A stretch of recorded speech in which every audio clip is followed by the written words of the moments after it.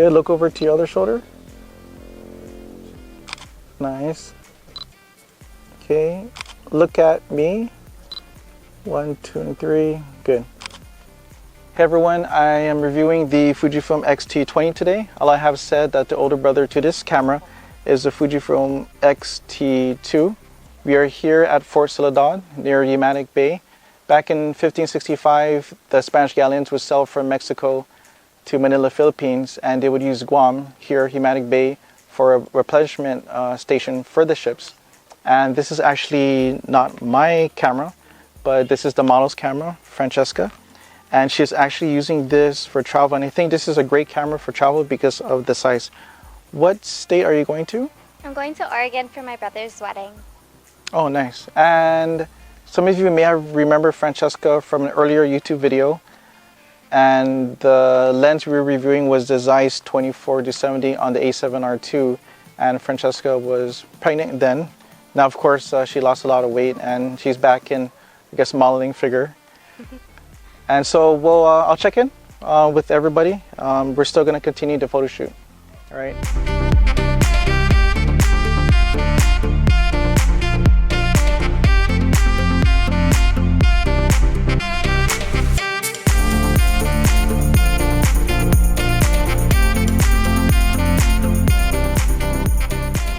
One, 2, and 3. Okay, one more shot. 1, 2, and 3. A little bit closer. Good smile. 1, 2, and 3. The differences between this and the X-T2 is this doesn't have good weather sealing as the X-T2. It's not dust proof. The X-T2 can go up to or down to -10 degrees in temperature Celsius. This doesn't have an ISO dial. You actually have to go through the menu system to access the ISO setting. Also, the exposure dial, as the X-T2 has the little switch, this does not have it. So again, you have to go through the menu setting for the exposure. This doesn't have the AF joystick like the X-T2, and this only uses one UH1 SD card, and the Fujifilm X-T2 uses two dual UH2s SD card. Other than that, what this has over the X-T2 is the touchscreen, and you can double tap to zoom in and double tap to zoom out.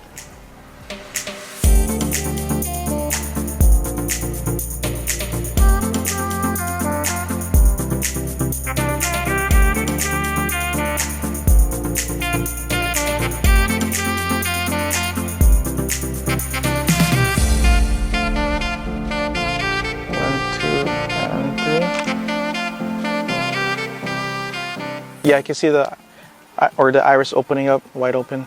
I've been shooting this Fujifilm 56 1.2R lens. There's a different version, the APD. At wide open at 1.2, it is still very sharp at 1.2. There's a lot of similarities again with the X-T20 and the X-T2. Same 24 megapixel X-Trans 3, same 4K video capabilities at 100 megabits per second. But the 4K in this, it does do some line skipping, and we're going to test that with the GX8 because the GX8 has very good 4K video capabilities. The X-T2 would have sharper 4K video. It doesn't do line skipping, but it does crop in when you start filming with the X-T2. Other similarities, the EVF is actually bigger and better in the X-T2, 0.77x magnification. This has a 0.62, I believe. But the quality of the EVF is 2.36 million pixels, and it's the same for both cameras. But if you don't care about the dials or you just want the image quality, both cameras will have the same image quality. Francheska, how are you liking? There's a chicken behind us. How are you liking the photos so far? They're good. I like the quality. I'm a little bit awkward, but the pictures are nice. Yeah. You can see one of the photos here. I did a headshot. I think this is the one I'm going to do edit later. So you may be interested in getting this lens in the future, huh? Oh, I'm just gonna borrow for your from collection. You. Okay. It is a really great lens. All right, we'll keep on shooting. Hey. Moana? You'll notice the GX8 shoots very steady. It has dual IS, embodied image stabilization, and also stabilization on the lens. The X-T20 only has stabilization on the lens itself, not in the body, and it shoots much cooler. without flash. 1, 2, and 3. Second is with flash. 1, 2, and 3. Did the flash go off? Okay, let's look at the photos here. I'll let you look at the photos. Flash, without flash. With the X-T20, the maximum mechanical shutter is 1/4000th of a second. X-T2 does have a higher mechanical shutter at 1/8000th of a second. Also, flash sync speed is different. X-T20, it is at 180, 1/180th of a second, and the X-T2 actually goes up to 1/250th, I believe. So again, minor differences, but hey, you're paying a lot less for the X-T20. Same image quality.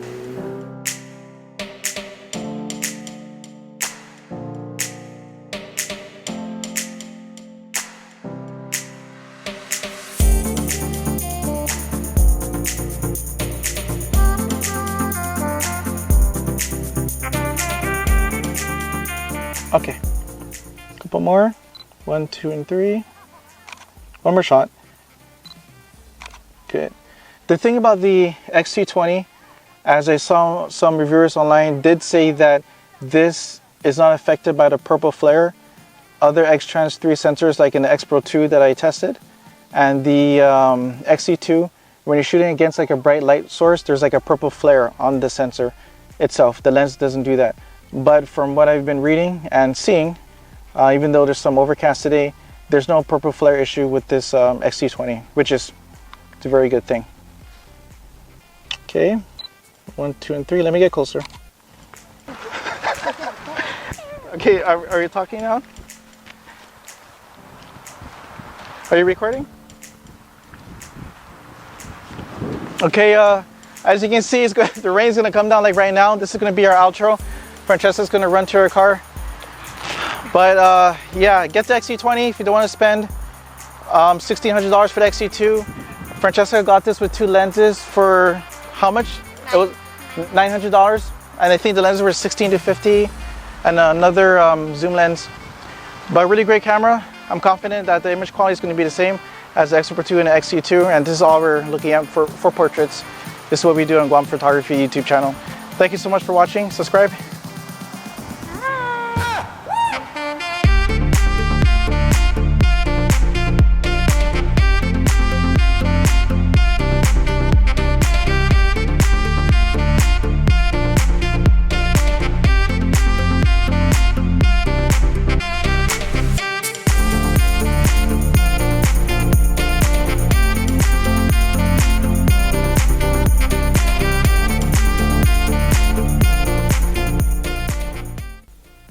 Alright, we are home now. I am at bnhphotovideo.com. I want to show everyone the MSRP of both cameras as of October 2017.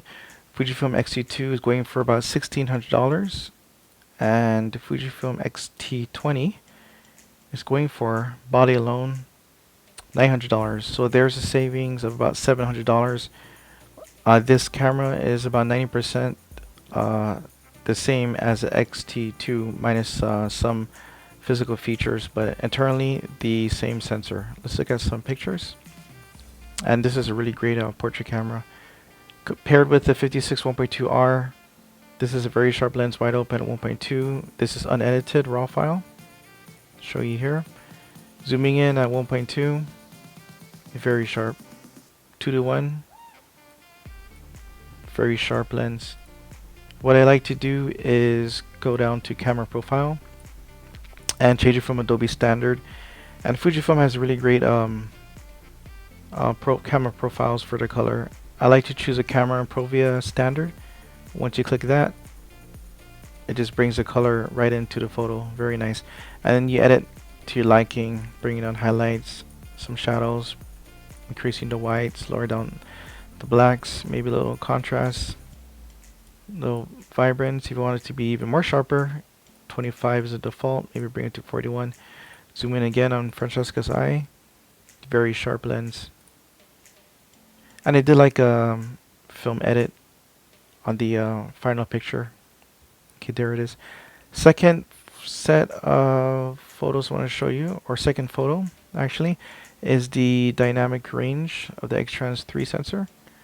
These files exactly the same as X Pro 2. So highlight at 0, we lose the sky, bring it back down, negative 100, we get the sky back.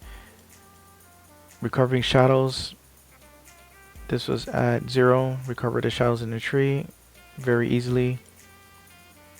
As well as exposure. Exposure was dark like this. It was an overcast day, you can easily recover it. So really great sensor. The last set of photos is the flash. This 1x2 ISO 200 1/8 of a second, no flash.